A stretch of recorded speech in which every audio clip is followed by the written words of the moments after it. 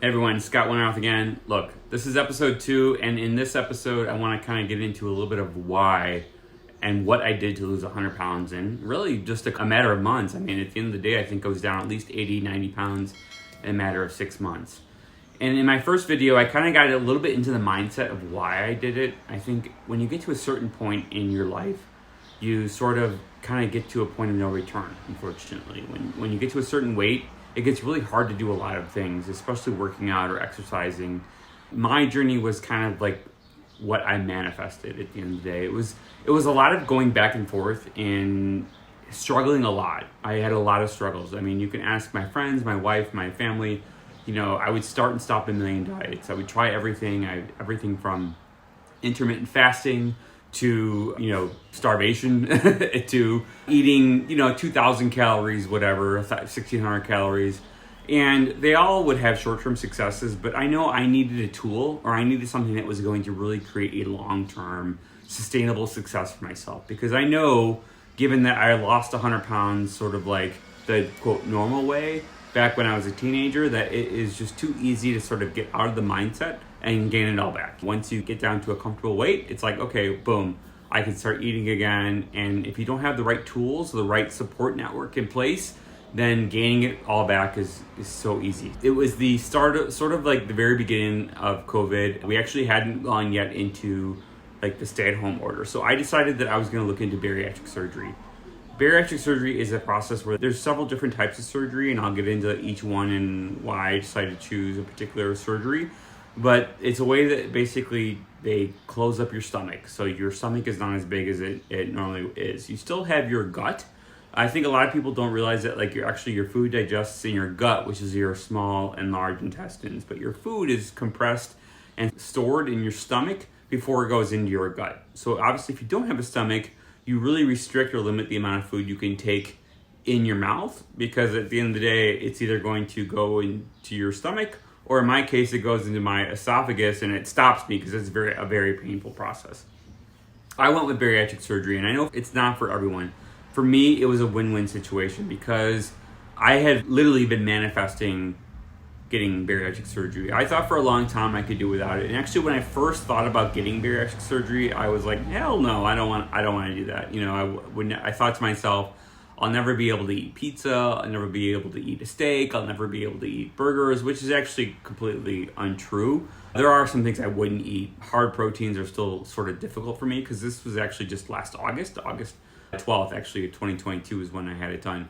Kind of like in my journey, that was like the very first thing was sort of the mindset.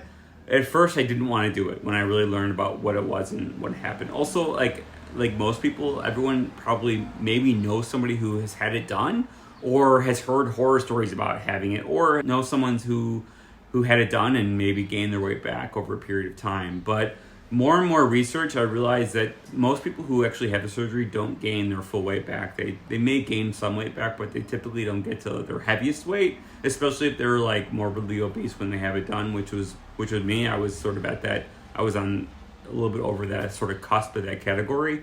And also, it's restrictive, but it's a tool. It's something that really helps you lose weight and keep it off. And for me, it was something I needed to do.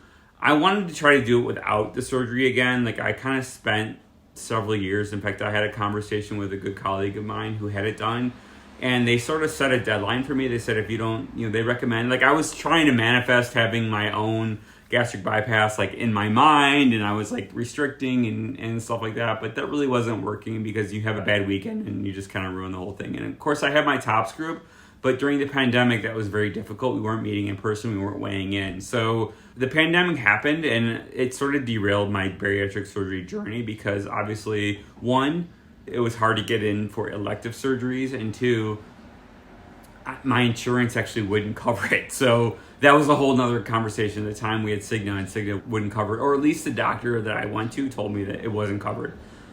And that was when I was originally looking at getting an adjustable band. Adjustable band is where they basically put like a big sort of medical grade band on your stomach and they adjust it with like water.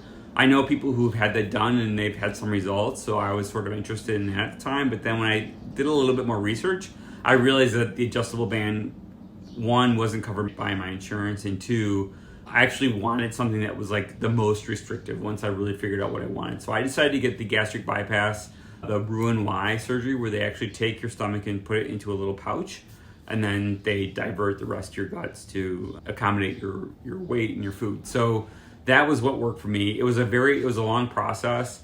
Kind of like one of the tipping points was in January of 2022, our insurance changed.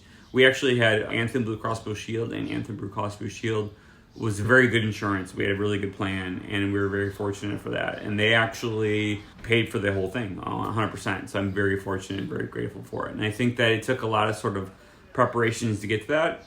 And for me, it was mindset shift first and foremost. And one of the first things I did once I realized that this was actually going to be a possibility, and that the pandemic had we were more on the backside of the pandemic where there was less of these sort of like shutdowns and stay-at-home orders. I actually interviewed 2 doctors. I went to a doctor, sort of North Suburban Doctors group that's sort of close to our apartment, and they were cool. Like, I looked at their program. I was originally going to go with that program, and then I decided to go down to check out Rush. Here in the city, it's the number 2 hospital in Illinois, and it was just something that I thought I would check out because I actually did some work for Rush. And I met Dr. Shimke, and it was like, I decided that's the way I wanted to go. I went with Rush, and we did it, and it was a little bit of a process. So in future videos, I kind of want to go step by step through that process in more detail.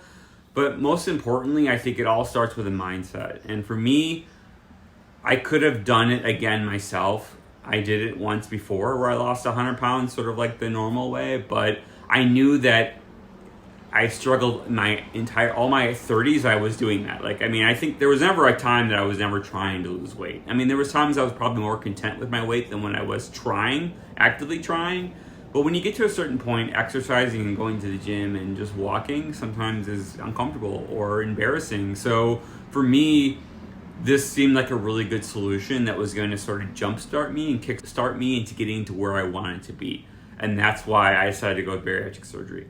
It wasn't an easy decision, and I have definitely made some compromises to my life, but I think all in the right and positive ways. That's why I want to sort of share this blog, to kind of give you a no sort of BS aspect of bariatric surgery and why it's good and why it's bad. Ultimately, I think it's more good than bad. Of course, I'm only a year into my surgery, if you will. Not even a year yet, like 8 months into my surgery. So there are things that I'm still learning and I'm still struggling with myself. But ultimately, if I had to do it all over again, I totally would. I had absolutely no side effects. When I met with my surgeon a couple extra times afterwards, he said I'm in the 90th percentile in terms of losing weight. So I'm doing super great. I had some slowdowns sort of in the winter months, but I'll talk about that in a future video.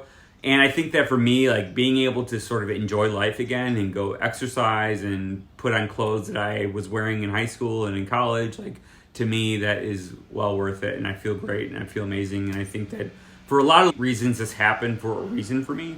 So whether it was for my career or for my relationships or for my health, like this all seemed like it worked and came together for me in the right way. So I'm excited to sort of share this journey with you. I hope you find this inspiring. I'm not saying that you should go get bariatric surgery because that's what I did, but I think what's the takeaway for me is that it is a mindset. Losing weight is a mindset. And whether you're trying to lose 20 pounds or 100 pounds or 100 plus pounds, like you need to sort of realize that it's more than just calories in, calories out. Calories in, calories out is an important part of the process and exercise.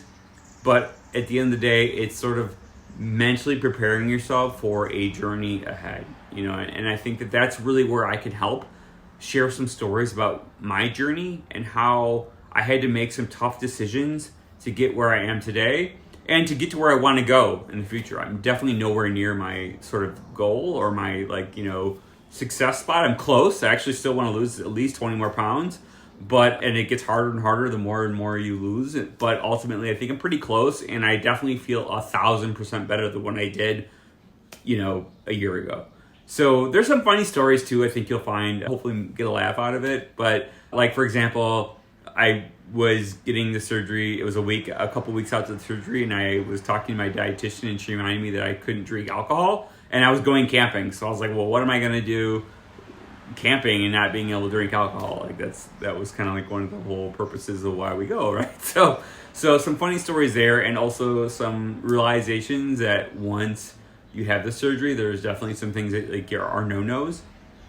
For example, like sugar is a big no-no, and of course sugar is in everything. And there's definitely ways that I live life without sugar now, and I'm very comfortable with it. I'm very happy with it. But navigating around sugar has been sort of a challenge and a success. So definitely excited to share some of my solutions for dealing with the sugar problem.